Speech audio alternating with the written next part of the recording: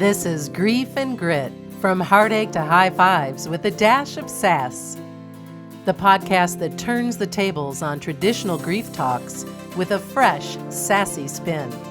Listen in for candid conversations about the messy, awkward, and downright hilarious aspects of dealing with loss.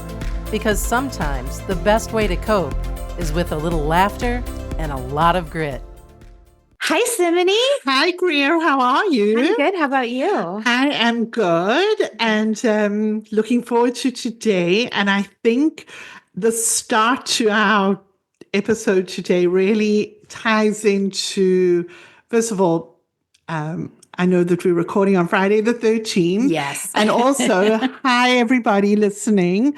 So just a little backstory of what happened this morning. Greer and I were we record together, and I woke up this morning, got ready, went straight to her house. She got up this morning, got ready, and came straight to my house. So we, she called me as I was standing outside her front door. She said, "I'm at you." And I said, "Oh, well, that's weird because I'm at you." So I think that is just a good segue into anxiety, because for 1 minute I was like so anxious. So hi, everybody. We are now ready to go and welcome. And we have a very special guest today who Greer's going to introduce us to. Yeah. So we have Shann Vander Leek from Anxiety Slayer, which is a podcast about anxiety. And Shann's been doing this for years and years. And Shann has also been on a previous episode talking about difficult relationships and grieving a difficult relationship. And she is just a lovely human. She has really supported Simonie and I on this podcast journey. And Shann, welcome. We are beyond grateful to have you and to talk about a topic that really, I read, is like a sixth stage of grief. So thank you for being here. Thank you so much for the invitation. It's great to be here with you. It's been so much fun supporting the two of you with your wonderful new-ish podcast.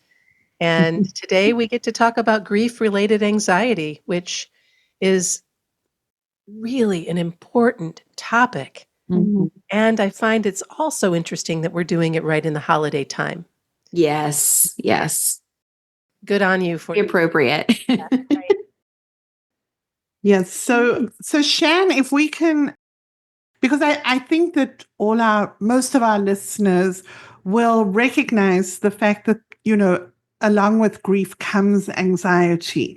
I know for me personally, I started suffering from anxiety and panic attacks soon after Mark had passed away, which was something very new to me. And I know that, it comes in all sorts of forms. I think it can hit you at any time.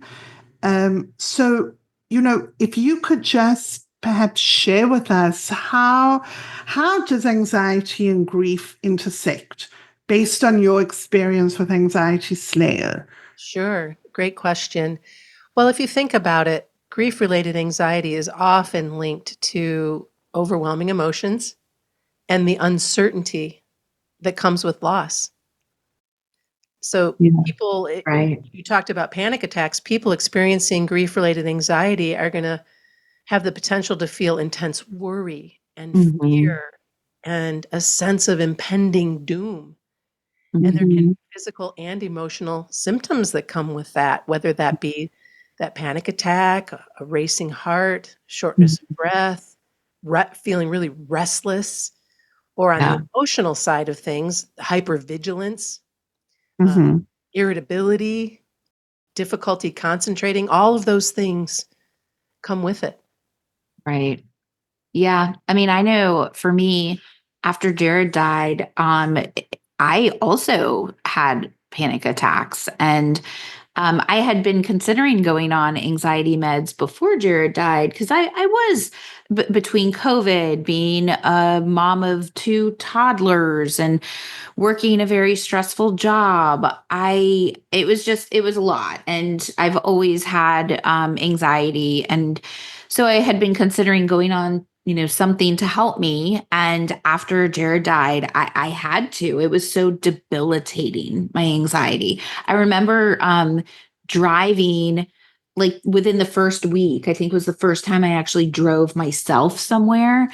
And I remember like terrified of what's going to happen to me because I need to update everything. I need to, change guardianship for things and all. And I was like, I need to be wrapped in bubble wrap. Like I was so afraid for something to happen. Sure.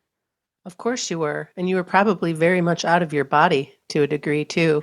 Yeah. Yes. Yeah. Feeling where you're just not grounded and just so alien to your own form and your own life.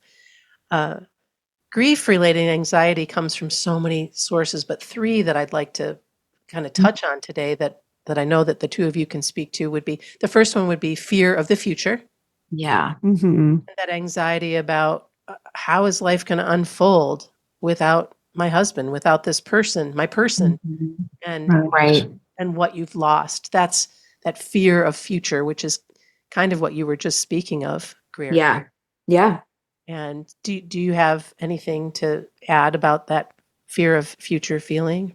I mean, absolutely. I know for me also just the fact that my kids lost their dad and like what does this mean for their future? Sure. It was, just in terms of them being raised without their dad, all of the experiences that children, the stereotypical experiences they have with their dad throwing the Right. baseball and all the things. And I just Yeah. For me, it because my kids were also young. For me, it felt like I was looking into this dark vacuum. Mhm. Where was I going to get the strength? What was I going to do? How was I going to raise four children?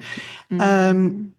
For me, I was living in New York at the time, and when it turned to winter, that became for me, oh my gosh, even shoveling snow. Yeah. And how was I going to drive on the road? So everything was so heightened. And also, and I think that this is still carried through for me, even though I'm so far down the line, is the sense that you don't have that person to share with. Mhm. There's no sharing of anything. So if you're worried about something, whatever it is, a health, political, school, education, whatever it is, it's all on you. There's not that sharing. And The sounding board. correct. You have no sounding board. It's every decision you have to make. And is that the right decision? Right. And, only time will tell. And I remember thinking at the time, if I can just get the kids to 18, Yeah. then I'll be fine. Well, the one is 28, one is 26, and my twins are actually going to be 21 tomorrow. And it's like, no, we're not there yet. We're still not there. There's still anxiety around it all. Sure.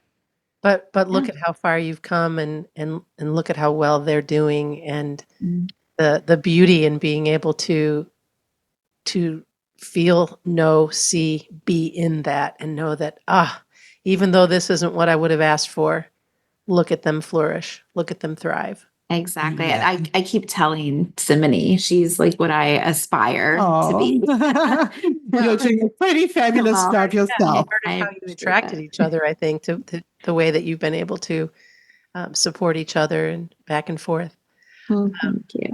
I'll keep moving forward with the sources where Yeah. grief-related anxiety may stem from. The other one is hyper awareness of your mortality. Yes. Mhm. The bubble wrap. Huge. Bubble wrap. I remember it was right before my birthday when my father passed, and it was one of those birthdays where, you don't ho hum, right? There's my birthday. You don't there was no celebration or whatever. But Mhm. from that moment forward, I still, and it's the only time that it was just dawned on me in such a real way that Mm. holy crap, this is a part of every day now, that I'm looking at people I love and care for, and they could be gone in an instant. And Mhm. I really had some work to do around that because it was freaking me out. It was just, Yeah. and of course we go through that. Of course we're going to have that hyper awareness of mortality. It's just a matter of how long are you dancing with that? And Mhm. to a degree, we all are forever, unless we're going la la la with our hands over our ears, pretending that we get out alive. But Right. Right. it's really heavy. That can be really heavy. Yeah. Yeah, for me, that was, I, for the longest time, would not fly on an airplane by myself without the children Mhm. because I was just so afraid what would happen to them if I was no longer here. Sure. And that kind of, it has receded now that they're older and now I do fly on my own. But yeah, it's very much in your face, your own mortality and the Mhm. fear of it. Yeah. Right. When I see a new doctor now, I always tell them like my kids are young and I'm the only parent, and like I need extra great care because I have to live for as long as possible and then some. Yeah. Um, and it's interesting because what you said, Shan, it made me also think of a conversation I had. I mean, this was a while ago, maybe even before we started the podcast, with a friend of mine, and we were talking about Jared's death. Like she knew Jared, and I was just talking about kind of the in hindsight, what someone can do to make the process easier after someone dies, just have a will in place, have available, have passwords shared so that you both can access things. So it it made me so one thing I did mention to her was life insurance, and she had said something about, I can't think about that. It freaks me out. It scares me.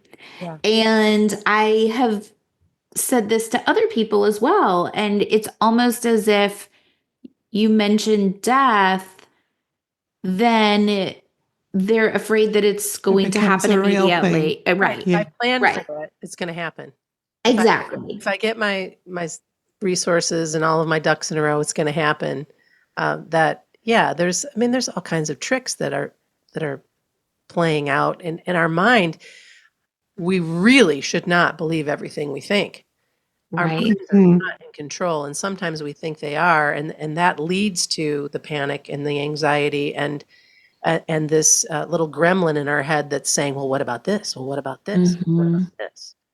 And that's Right. where another source is emotional overwhelm. Just wow, Oh, yeah. intense feelings of Mhm. grief that make it so much harder to manage anxiety, make it so much harder to be in that fear of future.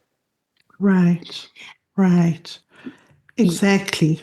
Yeah. And I think for me, there was so much going on. I mean, clearly, we had a sudden death. My kids were 3 and 4. We had already closed on a house. I had a demanding full-time job and had been working overtime towards a promotion. And I was already at my limit even before Jared died. And it was COVID. Yeah, I was going to say, and it And was my kids COVID. hadn't been vaccinated yet because they didn't have the kids' vaccine. So it was just like compounding everything. And I felt so numb because of the emotional overload. There was just too much. And I found myself almost just shutting down And I definitely did that when I left my job. My therapist, she said, you've been in fight or flight for so long, and now you've like frozen. Yeah. Like this, Yeah. and now I feel better. I feel like I've gotten through the overwhelm and I can process things, but it took a lot of time to do that. Yeah, it does. Absolutely. And I think it's always something that's with you. Yes, hands down, without a doubt. Let's say, like, even though the kid. We're in the midst of living in a world, in a society where we're all just supposed to keep going. Mhm. Yes. Keep going, keep doing, keep being. Okay, well, that happened. Oh, thoughts and prayers. Okay, we'll get on with it. That's just Right. Right. not acceptable. Correct. Agreed. Correct. Yeah.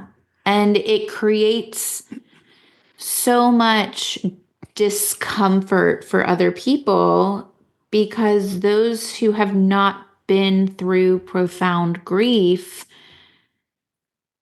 they're afraid of the emotions and the do I say this? Do I say that? There's just so much worry on their side. And it creates a difficult dynamic within our society because Yeah. we Because- can't talk Right. about It's- anxiety is now much more acceptable to talk about, thankfully. But grief is still, it's still in the infancy Yeah, of being able to Sure. talk about it publicly. Sure. Have either of you ever practiced tapping, EFT tapping? Yes, I did it a long time ago. Probably, it must be at least 10 years ago that I did the tapping.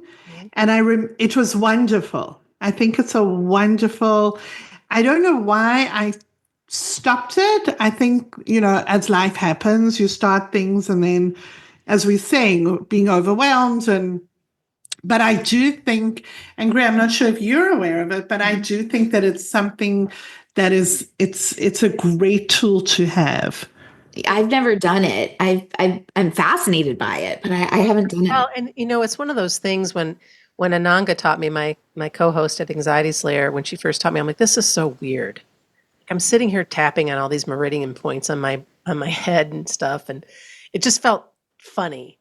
And then I kept practicing, and I thought, oh my goodness, this combination of acupressure and psychology, modern psychology, by gently tapping, and it works. It's amazing. It helps release emotional blockages. It calms your nervous system. It can totally rewire emotional responses. Wow. Just a while ago, I had a test done, and the results were not something that I wanted to receive, and I was freaking out.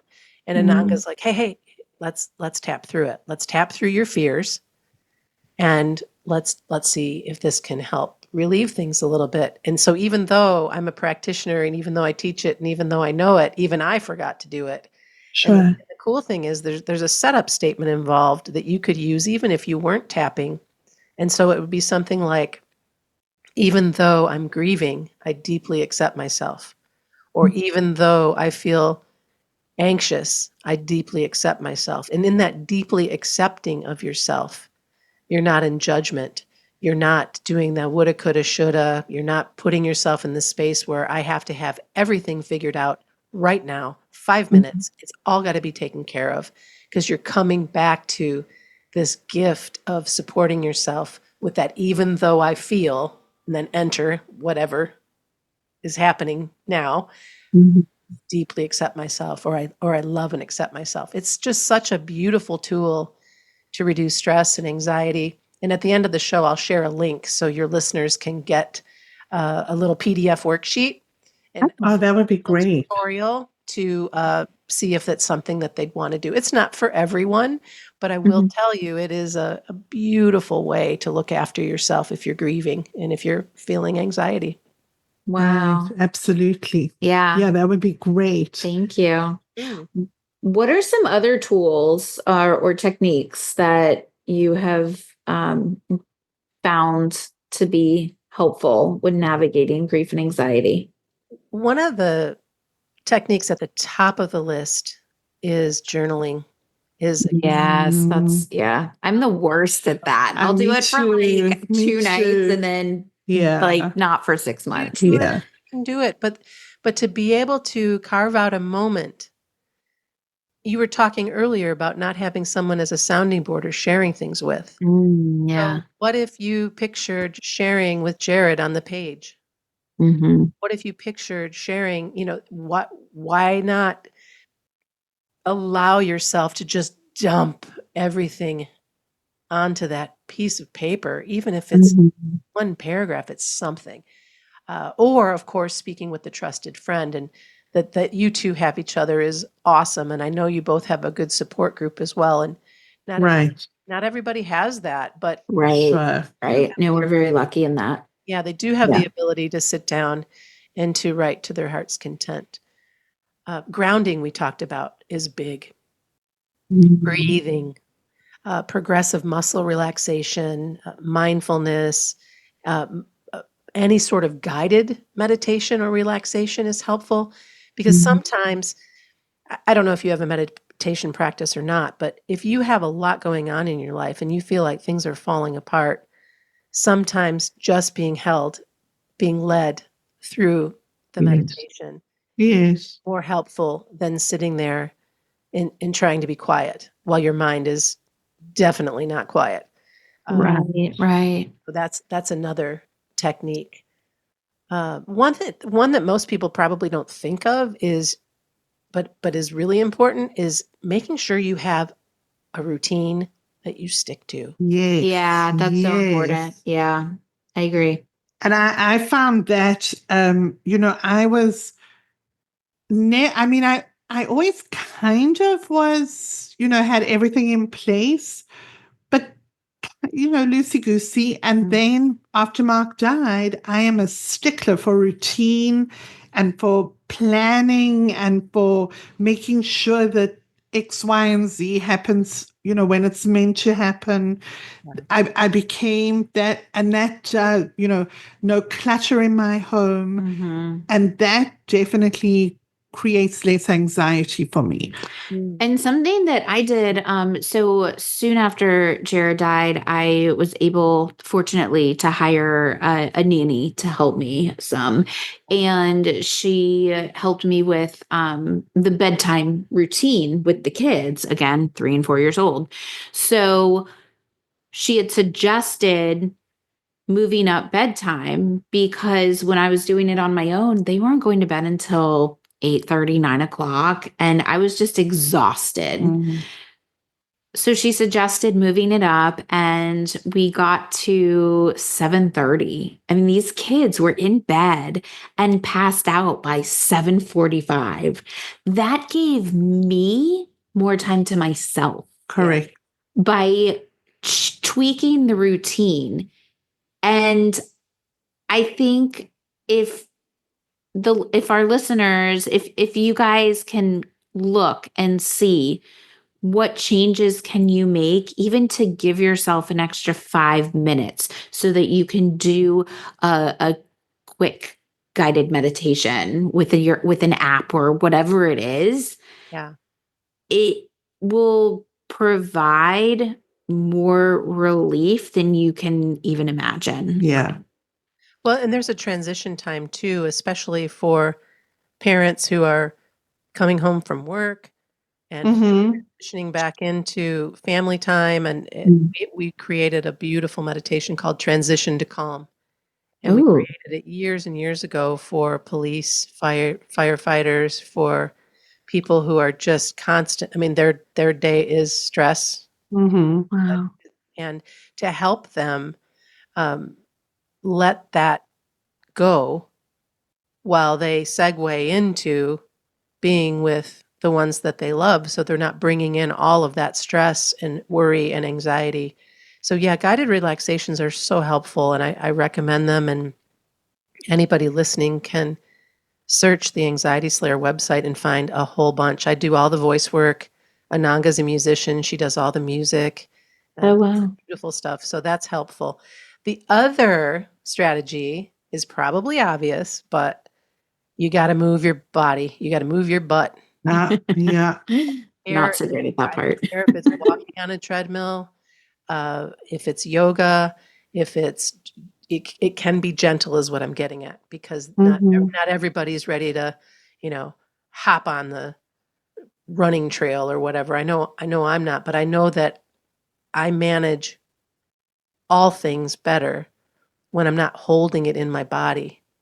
And grief can get stuck in your body. Absolutely. For Yes. me, it's walking. Yeah. I take Rosie, who's my precious angel dog, and we walk for probably an hour and a half. And that my body actually starts craving it if I haven't done it for a few days due to rain or whatever.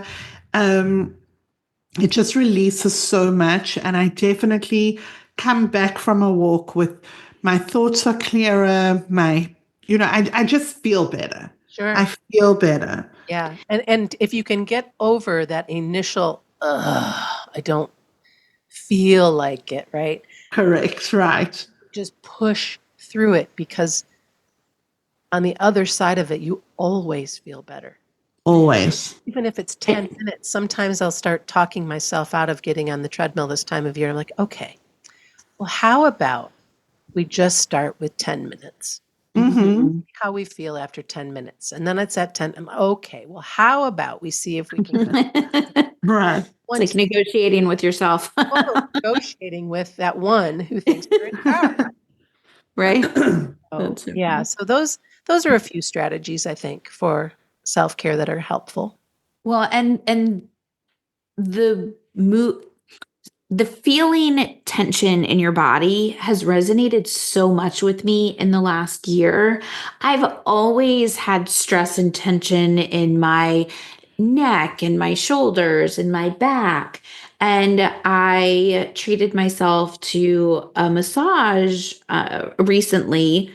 And I noticed when they were doing my hips, I felt this incredible sense of relief. Like I almost wanted to cry. And I'd heard about somatic therapy. Yeah. Yeah, and until I experienced that massage, I was like, right, okay, somatic therapy. Well, after that experience, I ended up Googling somatic therapy and somatic therapists here in Atlanta, and I happened to find a physical therapist who does this. Yeah. And for those in Atlanta, his name is Dr. Nick Long. He is a physical therapist. And I feel so much better Oh, yeah. after seeing, yes. And I no longer am feeling the stress when I'm walking and moving, even just every day. Wow. I feel like I'm a new person almost. Wow. And I've even noticed That's I'm amazing. happier. Yeah. Because you're releasing stuff. Yes. You're releasing stuff. I was shocked when I had that experience. Mm-hmm. Well, Yeah. I'm glad you had it. And that's the thing too, is there's so many earth angels. There's so many helpers. Yes. Yes. All right. Thanks for listening. If you love what you heard, please follow Grief and Grit and share our podcast with your friends and family. Somebody in your family, an old friend, learning something new and how to be looking after yourself, allowing yourself to have new experiences. And I don't mean like right at the beginning of the grief journey. I mean later on where you're like, I've always wanted to take this cooking class. I'm speaking personally right now. Next week. I love that. Next week, I'm going to this cooking class to learn how to make pierogies, because Ooh. my family is Lithuanian and I wanted to learn from my grandmother, and unfortunately that didn't happen. And I wanted to learn from my mother, and she's the kind of person that just wants to have the pierogies all made and ready to go when you get there. Like, Right. Yeah. it's done. Oh yeah, I already made the XYZ. And I thought, you know what? I want to learn how to make these. And if somebody in my family isn't going to teach me, I'm going to do it. And I'm going to do it before Good for you. Yeah. Yeah. And so That's even though incredible. that's not directly tied to grief, it is tied to giving myself permission to have a new experience Exactly. Yes. and knowing that, oh, even when you're grieving, you do have permission to follow through on some of those things, no matter how big or small. Absolutely. Absolutely. I could not agree more. And Shan, how does someone recognize when your anxiety is becoming really unmanageable? Like what should people do when that happens? What are the signs, and how do you what advice would you give them? The signs are very much what we talked about earlier at the beginning of the episode is that you might have a racing heart. You might catch yourself shortness of breath, like, oh, when is the last time you allowed yourself to breathe from your belly? Like when Mm. nice inhale and a slow exhale. And if your mind is just racing with these doom, gloom, and destruction, and you catch yourself in that space of looping thoughts and worries, those are some of the things that happen and come up. So the best thing that you can do is start by taking that deep breath. Catch yourself, drop your shoulders from your ears. Oh my gosh, so many people listening right now just did that and were like, oh, I didn't even know my shoulders were up around my ears. Correct, right? Correct. Drop your shoulders from your ears. Breathe. Take a few deep breaths. There's a calming point on your hand. If you take your right thumb and press it into your left palm, like right about the center of your palm, and press nice and firm, and breathe deeply, and you do that for 5 or 6 rounds of your breath, you will slow your heart rate. You will start to feel much calmer. It is amazing. I've taught this to kids at school, to people who yeah. go to the dentist. You can do it anywhere. Nobody knows what you're doing, and you can really. It's a really good tool to have. Is the calming point. And if Wow. there's Wow, that's any of this amazing. I mean, there's all kinds of. There's so much more I could share with you, but I think that that's a good start. Is start with your breath. The other thing too, if you're really spinning,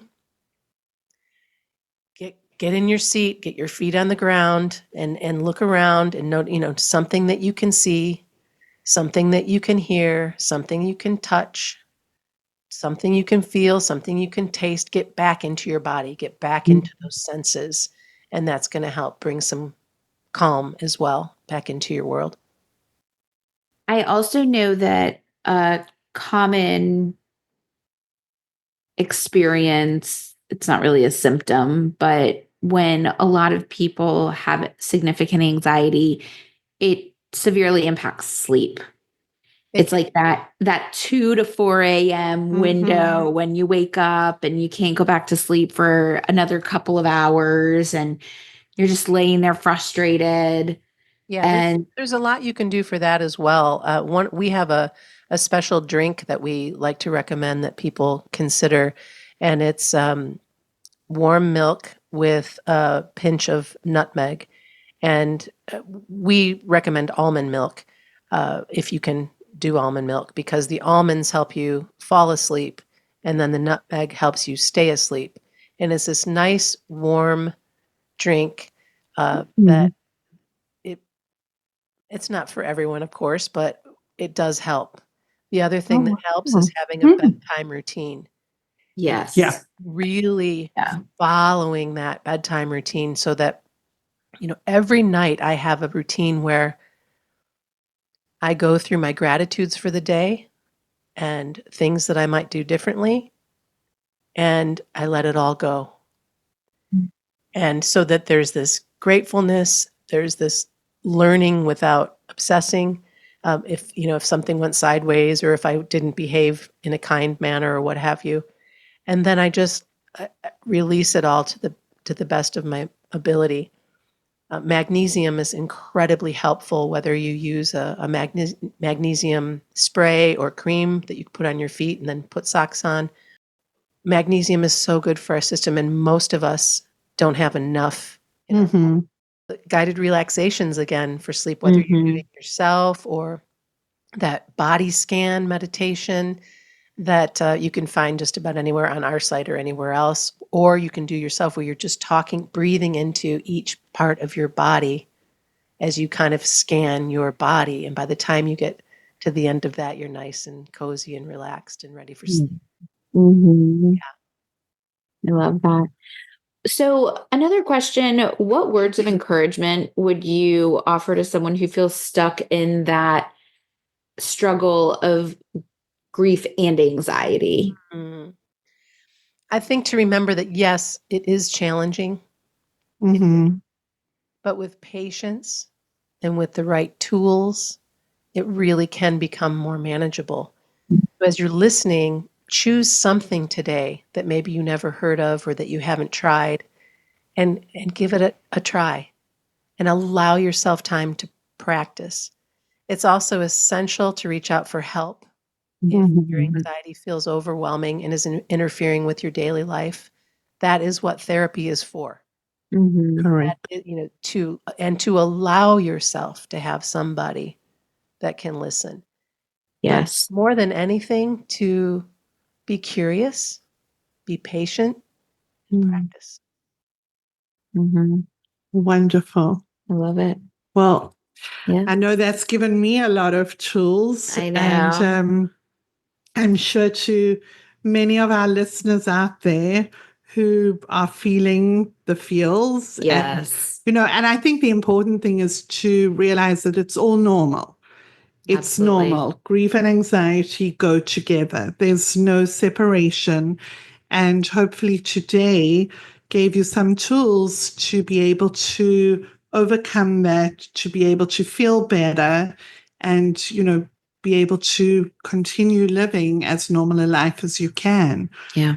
So, Shann, thank you so, so much for being with us and, guiding us through this. It is so appreciated.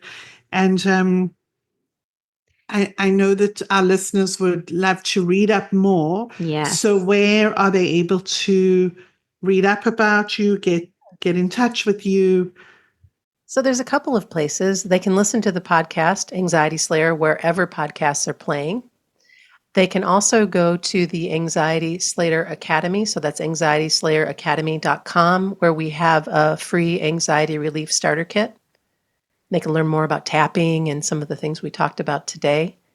And then that EFT tapping tutorial that I mentioned earlier in the show is anxietyslayer.com/EFT. But you can find everything at the main website, but those are just a few options that you have there. And I hope that you come and give a listen and that we can support you from our little side of the world as well. Amazing. Wonderful. Well, thank you so much, Shann. Yeah, thank you. We really appreciate it. This was extremely helpful. I definitely Yes. have some things to incorporate in my routines. Absolutely. Yeah. So for everyone listening, have a wonderful rest of your day and Yes. know that, your anxiety and your grief, you can move forward. And we wish you well. And until next time, bye. Yeah. Bye. Thank you all. Thanks for listening. If you love what you heard, please follow Grief and Grit and share our podcast with your friends and family.